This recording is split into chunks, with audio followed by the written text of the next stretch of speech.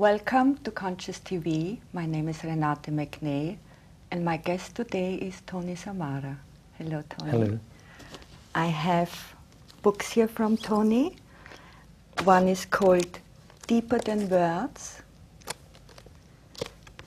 From the Heart, and Shaman's Wisdom. And they are all wonderful books, and I really enjoyed reading them. Tony is a shaman, a healer, and a spiritual teacher, and he was here with us before on Conscious TV, and we covered then his spiritual journey. Today we talk more about other experiences he had, about life, and about his work. So Tony, I'd like to start with your initiation into shamanism, Yes. Which I found fascinating when I read that, because you had to go, and I think every shaman in his initiation has to go through through death, through dying, and being reborn. And I would like to know, how was this experience? And I think you had to take. Well, you tell us. Okay. Well, to start with, shamanism is such a wide perspective of different teachings. Mm-hmm. So it's quite specific. The way I worked was quite specific to South America, where I spent a lot of time. But shamanism in general is healing. So it's the knowledge of how to do this, firstly, with aspects of yourself and your immediate community, and then how to apply that knowledge in a wider perspective. So I worked with South American shamans. I think you were in northern Peru. Yeah, northern Peru and on the border to Brazil. Yeah. And I worked in that specific culture, which is wonderful because it's a mixture of native South American culture with the influence of the West, because of course South America has been colonized for hundreds of years now, so the European perspective of the world is also present in the native culture. So basically, I didn't know anything because I'm not from South America, but I had a strong connection to the people and nature, to the forest, to the Amazon forest, and just the feeling of the place spoke deeply to my heart. So, I went there not to study shamanism or to do anything specific. I went there as a marine biologist to work to help save the environment, basically. Yes, yes. So that was my... So you have a fascination with nature. Totally. Yeah. And that was my, initial reason for being there. Yeah. After a while, I understood that, as everyone understands, that, whatever your passion is, it's also your path.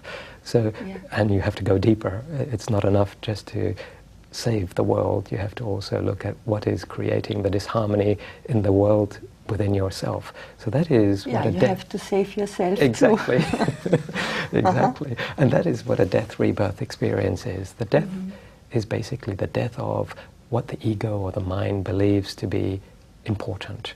And the rebirth is being born again into the wider perspective of reality, what it is to be a human being, but not focused on yourself, but focused as part of nature, as part of the wholeness that is nature. And that was my experience. In a personal sense, it was very painful because I think every human being likes to hold on to little pictures about themselves and what they believe to be true and what they feel and what they think. And to let go of all those things sounds easy. But what forced you to let go? Well, there was no choice, really. Because when you live with real people, you have to be real. And native people, they live in a very simple, quite real environment, and they have to be themselves. They can't be something else, because that's a way to survive in the rainforest. And I realized that I needed to communicate my depth to the people, and not just I'm here to save the rainforest or I'm here to help you. I had to see the deeper perspective of why am I here in the middle of the rainforest. It's not even the place I was born or grew up in. What brought me here? And I understood, and also it was explained to me that I'm there in the rainforest. I feel like I'm there today, to help come to some sort of understanding about myself, rather than try to save the people. And the understanding was, how can I bring that native knowledge that I could see and I could feel into the perspective of the Western world. So I had to experience that within myself, to let go of the social ideas and to the projections that I had, and to the belief systems and the addictions to fear. That is one big thing that Western people, don't understand. But we live in a very fear-based culture, where we are conflicting with the laws of nature all the time to support the idea of who we are within that little context of the Western culture. And I believe that we're much more. And I needed to see that. So you had to let go of your survival fear. Survival fear, and the fear of opening up and being intimate with nature and being close to the forces of nature without, hiding behind a mask. And people, when they go into a rainforest where there is all sorts of creatures and dangers, real dangers, and there's no silence. And there is no silence. Book. It's so noisy. Musically noisy. You cannot escape the noise. Exactly. Yeah. I mean, every animal is singing a song. Every insect is, alive with energy. And even the feeling of nature is alive with such ecstatic energy. It's difficult to hide behind your mind pictures, to be partaking in what's going on. You need to be real, you need to be open. And in the beginning, that was very difficult for me because I love nature and I studied nature, but I was not able to approach it in the way that native people showed to be so easy and so beautiful to me. How they walked, how they related to everything around them. I just couldn't do that within myself in a real sense. I could pretend that I was, whoever, in harmony with nature, but the reality was I was looking out, is there a snake, is there scorpions, is there this, is there that, because, that's what the mind does. It's afraid of anything that it doesn't understand or can't control, and you can't control nature. I saw a few years ago a movie, I don't know if you saw it, it was called Emerald Forest. And it was about a family, an American family. They moved, but he was transferred to Brazil, to the rainforest, to build, I think it's called dam, water dam. And they had a little boy. And the tribes in the rainforest were observing what they were doing. And they felt so sorry for this little boy. So they kidnapped him. Wow. Because they thought he needs to grow up in nature. So they kidnapped him, and he grew up in nature, and there was this scene where the boy was about 12 years old, and he had to go through an initiation. And he had to dive down into a pool of, in a pond, and get something and do all kinds of things. And what was so touching for me was the mother, I mean the adopted mother, stood there and said to him, "I will never see my little boy again." Which meant you are not allowed to come back as a boy. You are only allowed to come back into this tribe as a grown-up. Yes. And I think we are missing something like that in our culture. Totally. I believe that we act as children, you know, not spoiled children, towards nature and towards just the beauty of living.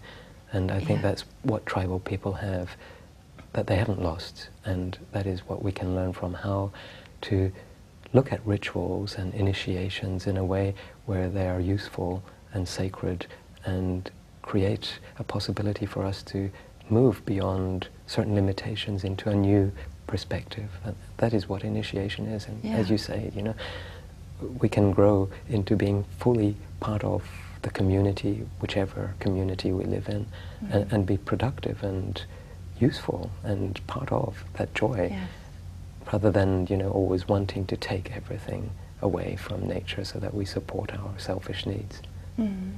That sounds like a very interesting film. Yes. Really? If you haven't seen it, yes, you probably would like it. So, you have such a passion, I mean, comes across in your book for true nature, you know, in the aspect of life and Mother Earth, and also the spiritual realms. And how can you just tell us? I don't remember now how much you said in the first interview. How you come to realize true nature? What woke you up? Yes, I think nature is something that we, you know, all love and feel at home and relate to in a way that is universal. And I think that's a beautiful thing, because it takes us beyond our differences. You know, when anyone looks at a sunset or looks at the beautiful ocean or mountains, you know, we feel a connection to the world that is very difficult to, you know, say I'm this or I'm that. It's just universal. So I feel that is something that children love. You know, they love nature, and it's a pity in the Western world that we are so far removed from the natural laws of nature and how to do things in harmony with nature. So for me, my teaching is to bring that important realm into spirituality, because it is part of spirituality. You know, when you let go of the way the mind controls perspectives and the way the mind likes to see things, then we become more natural. We become ourselves. And when we become more natural, we are much more able to understand how nature is a teacher. You know, every aspect of nature brings some sort of quality that can be part of who you are. And this is, for me, you know, a very, very important part of the teaching, and especially in children. I think you had a grandmother who was teaching you nature, Exactly. wasn't it? Exactly. I had the same grandmother. Exactly, and that this is the reason why I have the love for nature, because from a very early age I was shown in a real sense the value of nature and how to go back to nature when things were disharmonious within me. So this is always what I did. You know, if there was a conflict in the family, or if there was something that created disharmony around me, I would always go to nature, sit under a tree, or I'd just lie in the garden, or do something where, you know, that harmony in nature created a more balanced perspective about the whole thing for me. Just being present to nature. And my grandmother was definitely, you know, the main influence to allow me to understand that not only do you have to relax in nature and come back to harmony with yourself in nature, but also that you can be active in utilizing the natural forces in nature to heal and to change aspects that we believe that we can only do by ourselves. And this is what I was taught in the Amazon forest. I was taught how to use natural remedies to cleanse the body, and how to let go of certain blocks in the body. For example, fear that somehow pollutes the liver, or perhaps, you know, toxins that hold you so tightly together that you feel that you're caged in through the toxins of pain or suffering or whatever it is. And that there are natural remedies that you can use that help to release this. Physical remedies, but also energetic remedies. And we know this, you know, if you're feeling stressed, all you have to do is walk somewhere where there is more oxygen or ions in the air, and your whole brain has the possibility to relax and be more focused and more productive. So nature is very useful on many levels. I remember often visiting my grandmother, and she would have on every shelf, she would have these paper sheets with all these different herbs, and she would talk to them. And then later, she had on her table, and then use them and make tea and Yes. concussions and all kinds of things. And later she had the kitchen table, and there were some plants on it. And then she had to take pills for her heart. She was very old. And then she would take a pill, and then she would give the plant the same pill. Wow. And she would say, what's good for me is also good for the plant. And the love, the attention, I guess, didn't worry so much about the toxins of the pill. But it was very sweet. I understand. And I know you can talk to the plants too. I mean, it's called Icaros. You can sing the song Yes. of the Mother Earth, or you hear Yes. Yes. the song of her. So I understand your grandmother, because I believe everything has a signature, which is in essence a movement of energy, which is sound in the end. And you can replicate every aspect of nature through creating a sound, such as, for example, in India, they have the sound of Om, which I believe to be the beginning of creation, or the manifestation of creation. Every aspect of nature has that power, so you can utilize those signatures to connect to the essence of plants, or the essence of a mountain, or the stars, and you can bring that quality into healing. So if you are sick, for example, with, say, heart disease, like you were saying with your grandmother, you can connect to that signature that allows the heart to find the power of healing through the plants or through aspects of nature. And I think this is even used in homeopathy, where, you know, somehow the vibration of certain That's right, that is plants. homeopathy. Exactly. And you know, it's easy, you know, it's not difficult. But then, Tony, I mean, there are certain illnesses which start in the mind. So, and in my own experience, and I worked for many years as a healer, unless something shifted in the mind, you can heal the body in the moment, but it's coming out somewhere else, or it's coming back at the same place. So something is the herb or the plant able to shift the very thing in the mind? Wow. Or what do you do to help people wake up? Because I know your message is, you travel around in the world, and your passion is to wake people up, up to who they are. Exactly. To know that everything is one. Yes. That's a very important question, because it takes us beyond the mundaneness of, you know, I'm sick and I want to get better. Yes. Why are you sick? You know, what is causing the disharmony? Yeah. And most people don't want to know why, they just want to get better and carry on doing whatever they are doing that created perhaps the illness in the first place. So I would say that if someone is ready to go to that depth and change their life, transform their life, of course there are natural remedies out there that can help. And this, you know, for example, the Native Americans have used herbs such as sage, which is considered very sacred.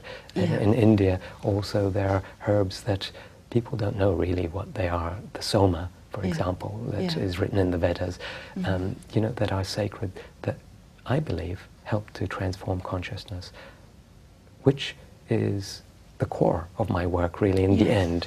How to change the mind that's created that picture of disharmony that in the end has influenced the physical body to create disease. Because everything begins in the mind.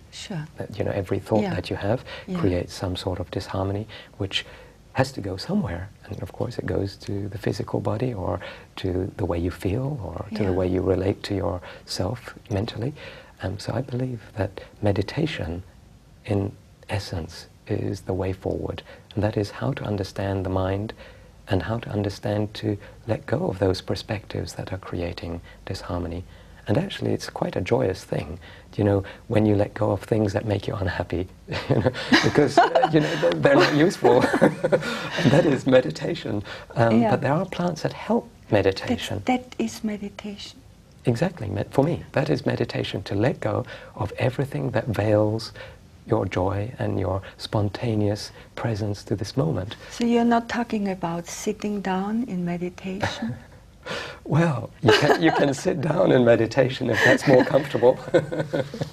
But well, tell me more. That's interesting, because you also say something. To change a habit, we have to meditate for 120 days. That changes the whole physiology of the body. Yes. So tell me more about that. Okay, so I mean, the thing with Western perspectives is that we want things to happen immediately. Yeah. We want to sit and meditate for 20 minutes, and then if it doesn't work, we say, okay, you know, meditation. I stop meditating, and it doesn't really work for me. Yeah. But habits, as we know, you know, take a long time to change. Anyone who's been addicted to cigarettes or alcohol or any suffering exactly to their own mental picture knows that you have to be quite disciplined on some level and practice that clarity for a little while, so that everything is let go of, so that you let go of not just the mental picture but also the physical structure that holds on to that mental picture. For example, if we have fear, you know, it's not just an idea. Fear lives in the body, lives in your emotions, lives in the nervous system. And how do you let go of that without continuously reminding yourself of what is real? And meditation, you know, some people are lucky. Some people will meditate for 20 minutes and have an enlightening experience and be free. But, you know, that's not very common. That's what they think.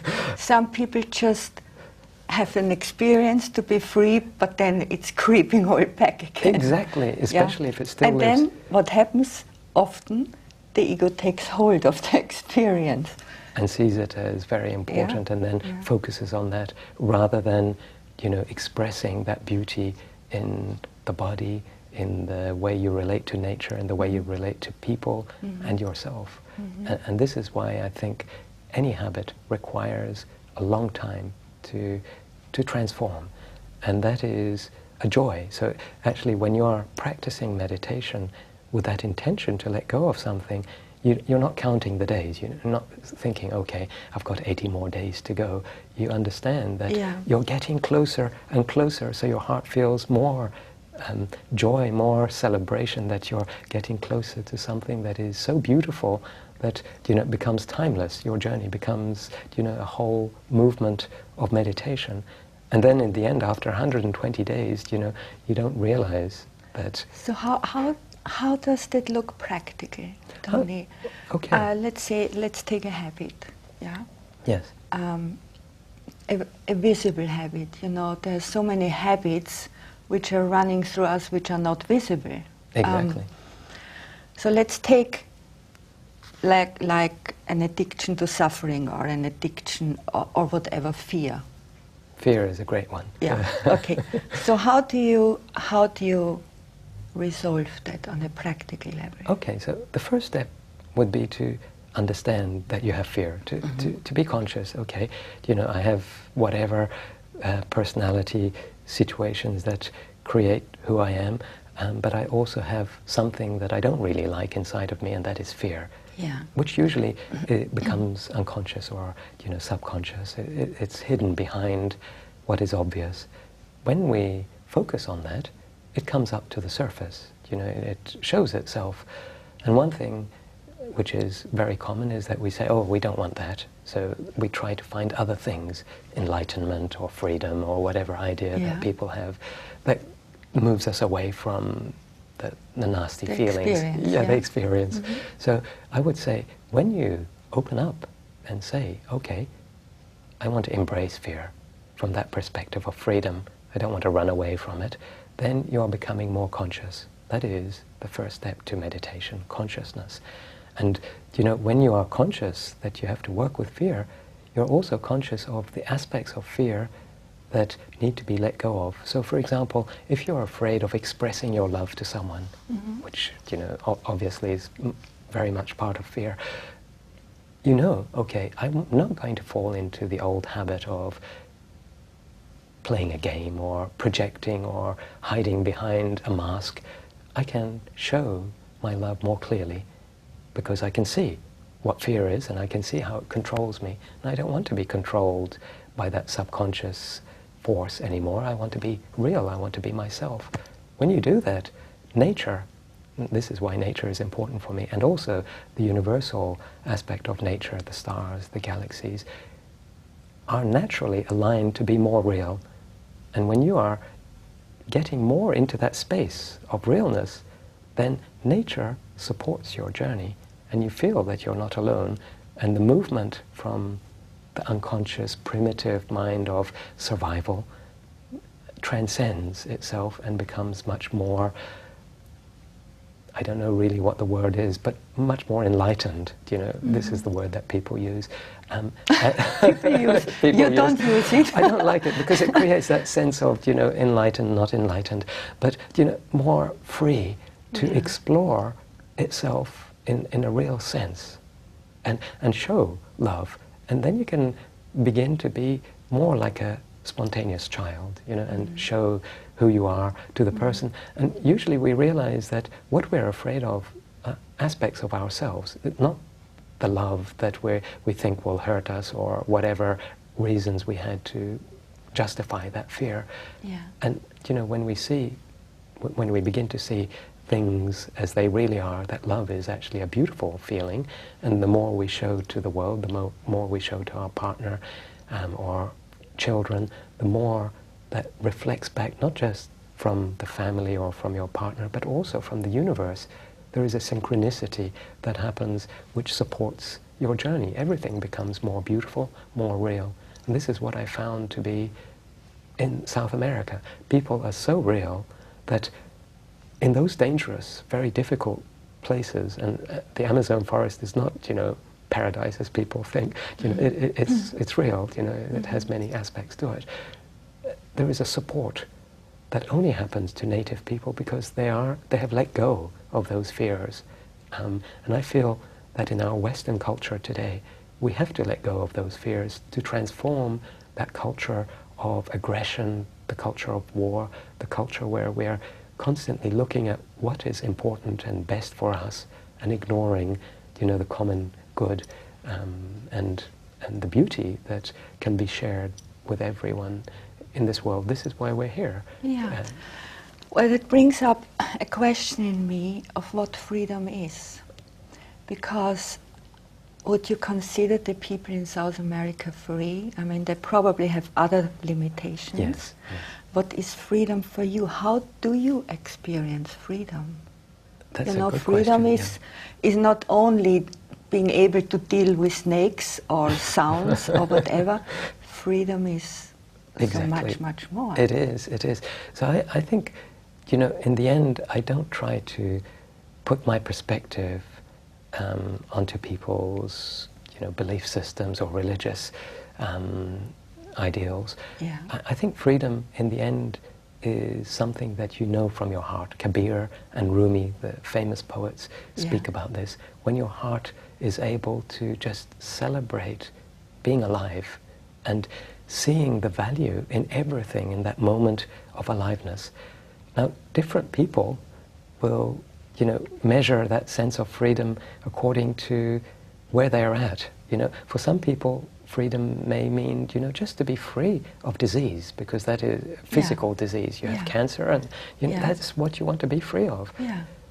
Maybe when you're free of the disease, you realize, wow, that was a journey.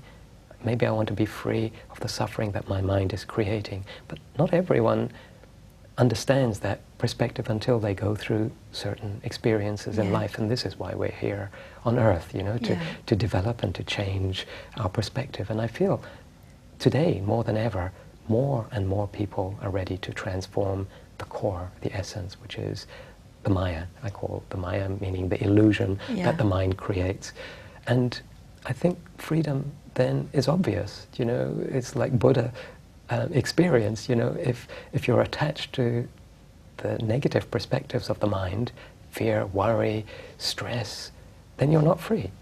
And if you let all those aspects go, then there is a freedom that can't be spoken about, because as soon as you start speaking about that freedom, you're placing some perspective onto that freedom that limits the freedom, because it's a human perspective. And this is why, for example, in Sufism and in the mystical traditions of the Middle East, people don't like to put names to the divine.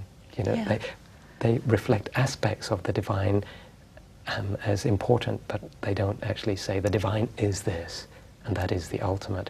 Because in the end, when you are in the space of freedom, then you don't need to, you know, say, I'm here, look, you know, this is where I'm at, because, you know, then you are in the middle of something that is so beyond understanding, you can only express it in your attributes, like Mother Teresa or Gandhi, where your actions speak louder than your words. And for me, you know, freedom goes beyond words. This is why I wrote the book, you know, Beyond Words, because there is no word to explain true freedom. In a way, true freedom is when, you know, the self is not there anymore, not dominant, exactly. You know, with its noise but you know, here we go in the moment through a phase in the West of, we are all hit by this enlightenment bug, and everybody is on this journey towards somewhere where they feel more happier and blissful, and just talking to you and reading your books made me actually realize to a much greater depth we have to take nature with us into the picture, which hardly any ever, you know, I had so many interviews, but not many people talk about that aspect. Yes. Yeah. Yes. And so that's one thing, the beauty, how you bring those two together, and your teaching in that. But then the question which arises is, isn't what we see a reflection of our mind? Of course. So then we are not focusing on saving the planet. Of course. This is what I realized. This is what I realized. I had such an idea, I need to save the rainforest, but actually you're saving the rainforest, or saving whatever the planet, saving whatever your passion is, by being. Yeah. And that is the mystery of the alchemical process. You know, it's not out there. You don't need anything specific that you have to do. I mean, you do need to do things. I'm not saying, you know, you just sit down and do nothing, but it must come from a different perspective of, I need to go to that place and do this to save the rainforest. So I realized that my journey to many places, not just the rainforest, to the Zen Buddhist monastery and to the many parts of India and around the world where I met wise people, in the end was just an invitation to reflect back in this moment the reality that I was needing to understand. So, you know, your question is how, you know, to change that perspective. You know, if you want to save the rainforest, how can you do it from the perspective of freedom? Yes. I think, you know, that is impossible to answer, because when you are free, everything that you do then channels that universal, beautiful love that is nature, and you become so powerful, you know, not from an ego sense, but you become so powerful in your actions that you influence much more than is possible from the perspective where you want to conflict with certain situations so that you can change what is happening around you. So this is why Mother Teresa, for example, you know, all she did was some very simple, beautiful actions with people. She didn't sit back and do nothing. Her karma yoga, so to speak, or her selfless service was real. But it came from a perspective that is so much more powerful. It's a free perspective. You know, and I believe that she was basically, you become a tool. Exactly, of, exactly. Of the universe, exactly. of true nature or the absolute. Exactly. To heal channel itself. Yeah, and to channel that beauty and love, which then allows for miracles to happen. And I think we need a miracle in this world today, that, you know, where we're facing so many interesting challenges. Yeah. And the miracle doesn't have to come from one person or one perspective. I think it's a group consciousness where, as humanity, we realize that together, from that perspective where we're able to channel love, where we're able to channel what is in essence so beautiful and so good, everything changes. We create a quantum leap into a perspective that we can't even see from where we're at in this moment. Sure. And this happens, you know, to everyone. You know, you can imagine, you know, when you're a teenager and you see the world in one way, and, you know, everything is so intense and powerful, and you see things in that teenage way, which is beautiful. And then look at how life changes, you know, as you have experiences and you adapt and change to whatever life is teaching you. See, everything changes, everything is impermanent. And in the end, we have that experience, but people want to hold on to one perspective. And if we are just free enough to let go of the old and invite the new, and the new is, you know, that perspective of freedom. But as you mentioned earlier, how difficult it is. It is. To change a habit. It is. And in particular, this whole survival, I mean, so many people out there in the moment, because of the situation, running on their survival, fear of survival. Yes. How can you tell them to let go? How can you tell them? Whatever you tell, how do you do that? What do you teach, Tony? Yeah. How do you wake people up? I tell them, come and experience meditation. You know, because the first step is consciousness. Come and sit in a space where the chaotic mind and the chaotic situation that you're seeing on TV or reading on the news just takes a back seat somewhere, or just you let it go for a little while, and observe what it's like to sink into a different reality. You know, you cannot explain, you cannot force people to see this. You can only allow that experience to happen. So this is why, for me, meditation is so essential. It's so simple. You know, it is simply a technique of focus, where you focus on something that allows the mind not to drift off here and there and everywhere into all the worries, stresses, addictions that, you know, the mind likes to go to control it and to stop it. And just see that there is something beyond that struggle that can allow for freedom. Now, I can't put that in words. That's why it's an experience. This is why I say you need to sit and meditate for 120 days. You know, it's not enough for 20 minutes one day to experiment to see if it works or not. Because the deeper you go, it's like a dream. You know, the deeper you go into the dream, the more sense it makes. And when you sit and meditate, you find quietness, you find stillness inside of yourself. And behind that stillness, in that stillness, there are some perspectives that you can explore. And, you know, for some people, they're lucky. You know, it happens immediately. They just say, wow, I understand. For other people, it takes a little while. You know, like cigarette smoking. You know, for some people, they can stop smoking cigarettes in 2 days. Others, there is a bit more of a struggle. Doesn't mean that ones who take a bit longer, you know, are more backward or, you know, somehow less developed or less conscious. Just means they have more to learn, and it's more exciting. So the journey, if continued for 120 days, becomes more interesting, because you begin to see much more than just, I need to stop smoking. And this meditation is something that people have practiced throughout the ages.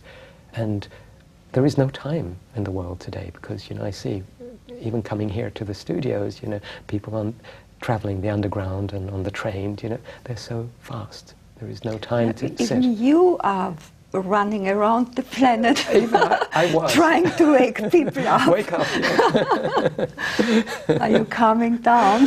I am. That's so what you happens. do more meditation now. Well, actually, traveling, I still do travel. I traveled here to London, but you know, I think people, the internet and TV, you know, and media is such a wonderful tool. Yeah. And for me, that becomes an easier way to reach more people. And I think that people listen and hear and feel the importance of such in technology today. You know, on YouTube there are so many wonderful videos, on conscious TV. You know, it's much more normal.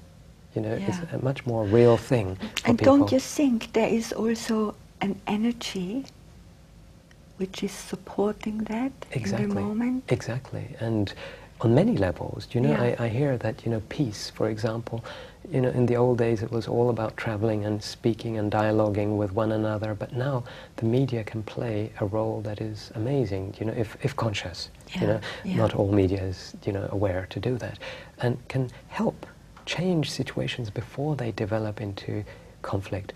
And, you know, that is my deeper intention today. It's, you know, how to bring more harmony to the world, to the maximum amount of people, without, you know, having to do so many things as I used to do in the past, like you say, travel every week to one place and then to another place. And I believe that, you know, there is an energy that is supporting that transformation. People are looking today and searching more actively for something that they know but don't quite understand. And I think the media is the way forward. So I focus much more on the internet. I still work with people, of course, but also traveling, you know, it's difficult because, you know, I don't want to just support people for a few moments, you know, one day workshop or a satsang, you know, somewhere. I want to support people in a way that is more continuous. And it's impossible for me to be in all those places at the same time on this physical level. So, you know, it's important then to utilize technology. So this is what I'm doing, and I think many people are doing this, you know, consciously, and it's a wonderful thing.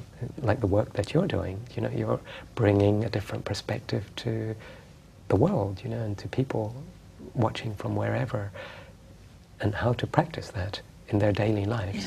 And that is important for me. You know, people don't have to go to India or South America to find something, you know. It's just switch the computer on. and open your heart.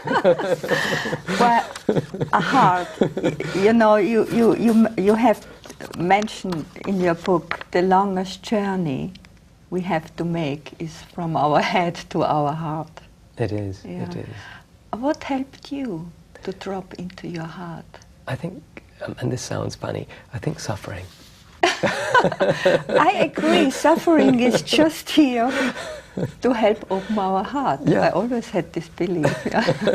And, you know, I say that just because, you know, some people may be watching say, oh, it's easy for you, Tony, or it's easy for all those people who have the time to meditate or have the time and knowledge to practice certain techniques to get to a more free space. But actually, suffering, when embraced, you know, from a conscious perspective, and we're all conscious, you know, we just don't know.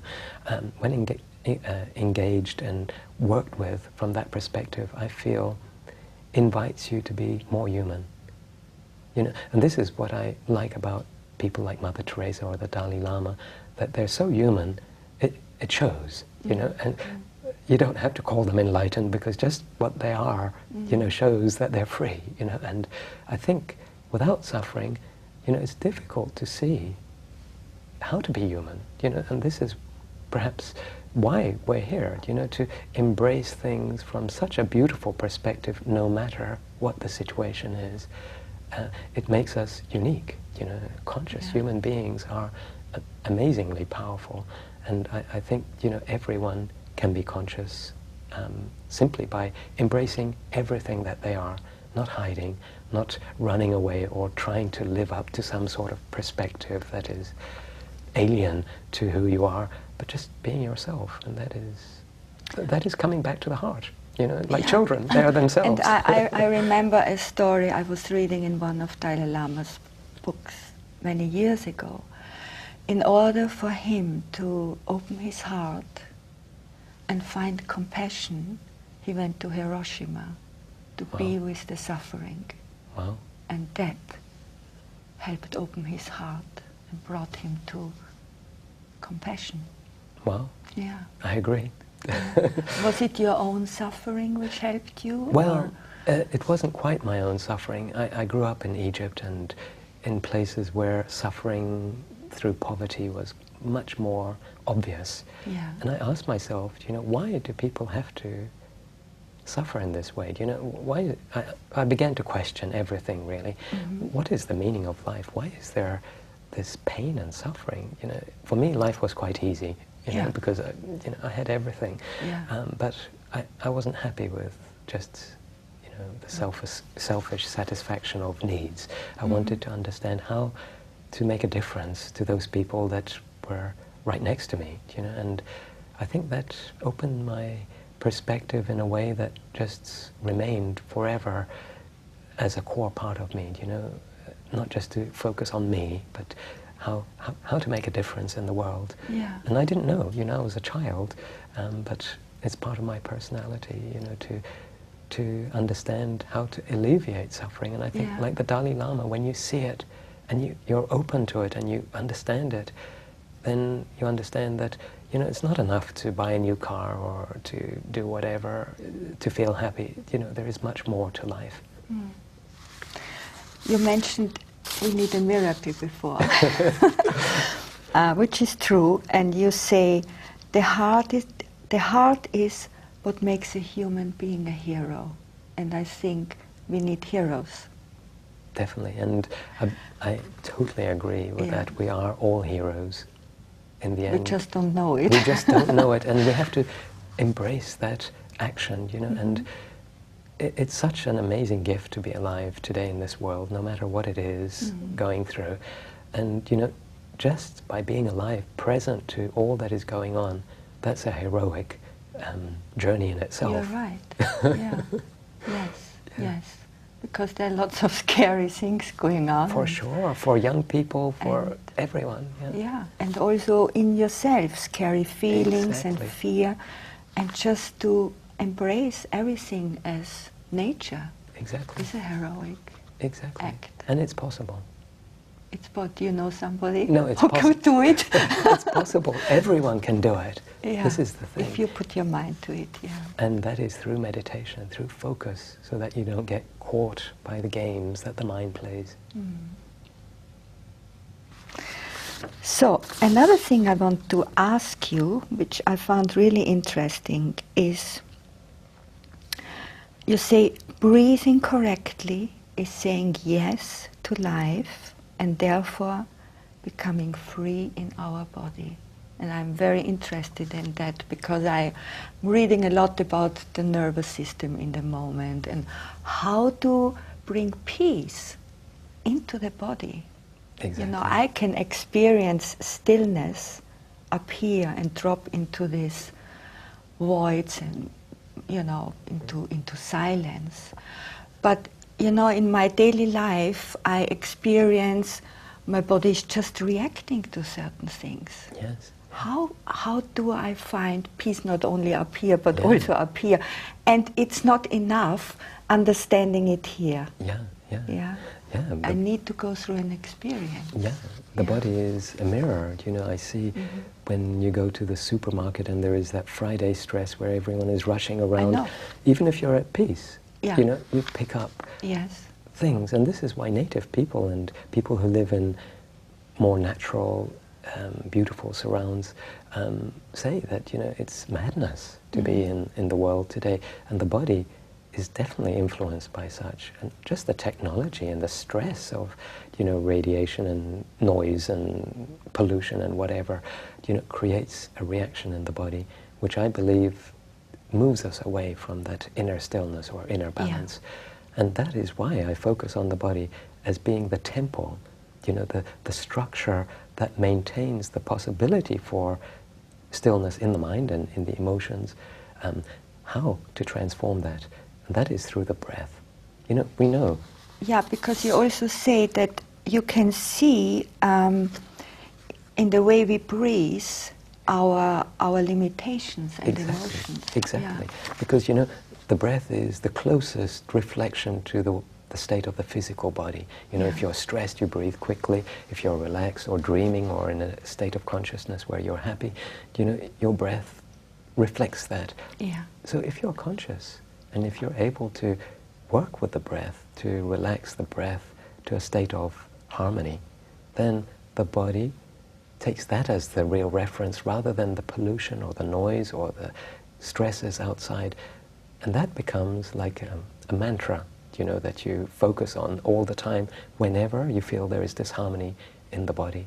So, you know, one thing that I teach, and I hope people can teach this at school and, you know, in hospitals and in places where, you know, people are dealing with much more physical stress than is normal. Mm-hmm. You know, just breathe in, take a deep breath in, the diaphragm, you know, relax the diaphragm and breathe out and take a moment just to sense what it's like to let go of the physical stress. Notice how your shoulders relax. So you breathe in. Deep breath, yeah, deep breath. Deep breath. Relaxing the diaphragm. And then breathe out. And when you breathe out, notice how your whole body just relaxes. Mm. And that state of relaxation is essential for the quality of health that the body needs to be free. You know, you can't say, oh yes, I'm free, and then you have your body, you know, all tight and stressed because of whatever is around. You know, you have to be able to reflect that in a more conscious way. And I believe the breath to be essential. This is why in yoga there is pranayama, which is the science of breath. But there is no need to go so deeply into breathing. It's a simple matter of letting go of stresses. When you do that, I think your body relaxes and comes back to a state which is much more joyous. You know, it's much more easy to feel happiness when you're relaxed than when you're stressed. And I think this is something that anyone can do. I know, but wherever. you know, I forget Of the course. breathing because it's something so like I forget that my heart is pumping. It's something so normal. Exactly. Yeah, and you know, of course, it's another habit, the way we breathe, and to change this habit, do we have to go through a period of... No. To change that habit, Yeah. the problem is that in the West we're so much in the mind. Mm-hmm. That is where the energy is. We have to bring it back down to the body. So the breathing is a reminder for the body to be part of what's going on. You know, To be alive. To be alive, you know, and this is why native people, you know, when they see Western people walking, they say, my gosh, you know, where are they? Which planet are they on? Because they're not here on Earth. Because, you know, the way they're walking is not grounded. And, you know, when you breathe in that deep, relaxed way, you know, you realize, I have a body. I can interact with my body in a way that is not just reflecting the stress. I can show the world that I'm happy. You know, like your partner. You know, if your body is relaxed, you can embrace them with that joy and relaxed body. And they feel it, and you feel the connection to the physical realm, because we are manifested here on this physical realm. We have to ground ourselves here. Mm-hmm. And I feel the breath is the first step to remember the body. And I think when you remember the body several times, oh yeah, I've got my hands, oh yeah, I've got my feet, and I'm walking on the ground, you know, it becomes more an automatic response to how you experience the world. You slowly ground yourself in a way that is not normal in the West. This is why in Zen Buddhism, part of the meditations are called walking meditations, where you listen to a rhythm. That can be the rhythm of the mantra that you're chanting, or an external rhythm, and you walk in a way where consciousness is manifested through your action. You know, your physical action, the way you touch the earth, the way you show your body to the world. And I think this is very important. This is, you know, a matter of practice. And the more practice, the easier it gets. So, Tony, do you have your own practice you do on a daily basis, or? Of course. I think everyone has their own practice. So I never say, you know, this is the way. You know, you have to do this, and you have to do it like this.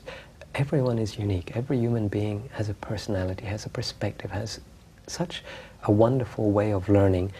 You shouldn't push it aside and then say, no, this is not right and this is the right way to do things. But for me, meditation, which is in a much wider perspective, just relating to the harmony of life rather than the distractions of the mind, can be put into practice, into real practice. So perhaps saying to yourself, every 3 hours I'll take 2 minutes just to breathe and to look at the world from a different perspective. You know, you have to remind, as you said in the beginning, you know, if you forget, you have to have reminders. And the reminder can be you just saying to yourself, I need discipline, so this means I need to remind myself in the morning and the evening to sit in meditation. But then that sitting becomes the meditation that carries on in, you know, your daily experience and even in your sleep. You know, if you meditate for 20 minutes before falling asleep, you know, the mantra that you repeat or the focus on some beautiful aspect such as poetry or a beautiful quality of the heart is carried deeper into your sleep. And also in the morning, if you wake up and you meditate, then you start the day with a different perspective, which, you know, goes beyond just the 20 minutes of meditation that you have as your practice. So, you know, this is what I like to do. I like to bring spirituality into life. The way you relate to people, the way you say hello to someone that you don't know, you know, your acts of kindness to everyone, just your relationship to everything becomes a spiritual work. So if you're a Christian, if you're Muslim, if you're Buddhist, you can continue your practice. But you know, the quality, the heart, needs to be very much the most important aspect of that practice. And for me, you know, I find it very useful to repeat beautiful mantras, sacred sounds. You know, if you're a Hindu, you can practice, for example, the sound of Om. I usually say to people, why not try Hu, which is H-U. It's a Sufi sound. It's a Sufi sound, a Middle Eastern sound. But it can be anything. It could be light, which in Aramaic is Nur. You know, Nur? Nur, you know, and you can say, you know, light, light, light, so that every situation that the mind thinks of that is worrying or limiting or dark or negative, you know, has another force that you can reference to, which is light, or Om, which is the creation of life. Or if you're Christian, you can, you know, chant something from the Christian tradition. If you're Muslim, you can chant something from the Muslim tradition. It's up to each person. In the end, it is like Kabir says, you know, there are many ways, but you know, there is only one real way, and that is the way of the heart. And I think if you are truly real and you're, you know, coming back to your heart, then it doesn't matter what the practice is. You know, it's your action that counts. Yeah. It's beautiful. I'm just looking at the clock. I think we have to finish. Yes. I wanted to talk with you about children, and we might do another interview on that if you I'm are happy. okay Yeah, with I'm happy that, to do because that. it's such a big subject. And It is. a worrying one. It is, yeah. It is. But also delightful. Yes. And well, it was lovely to talk to you, Tony, and Thank you. to have you back in your busy schedule, and I show you books again. Thank you. So, Deeper Than Words, and in those books you find Tony's teaching from now, the way you teach now, and From the Heart. And if you would like to know more about his journey to become a shaman, this is a fascinating one, Shaman's Wisdom. Okay, well, thank you for watching Conscious TV, and thank you, Tony, for being with us, and I will see you again soon. Goodbye. Hello, my name is Tony Samara, and I'd like to show you a very practical breathing meditation that I find very essential in today's busy, busy world. Take a moment to just sit down, relax, your body, relax your shoulders, make sure that you're completely free of whatever worries or thinkings that occupy the mind, and come back to the breath. Take a deep breath. Experiment with breathing in deeply into your belly, relaxing the diaphragm. More breath, more breath. And then relax. And as you let go of the breath, feel how the mind and all the energy of your body moves to a deeper state of consciousness. As you breathe out, let go of everything. Feel how the face and the neck and the shoulders and the body just sink into a more beautiful, more tranquil space. Now that your body is relaxed, you can breathe even more. Take another deep breath. A happy, joyous breath where everything feels much more beautiful, much more harmonious, much more clear. And as you breathe out, notice how your mind and the energy of your body with your out-breath goes deeper and deeper to a space where you gently discover a sense of tranquility, a sense of stillness, a sense of peace, and embrace that from a perspective of joy, a perspective of yes, this is now part of who I am. This sense of relaxation, this sense of beauty, this sense of harmony is now manifested in my body, and continue to breathe in and out in this beautiful way as long as you feel comfortable. And perhaps carrying on that intention throughout the day, and every time you find yourself lost in the stresses and the actions of the mundaneness, coming back to that tranquility.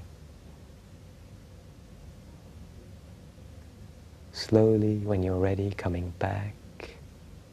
Thank you.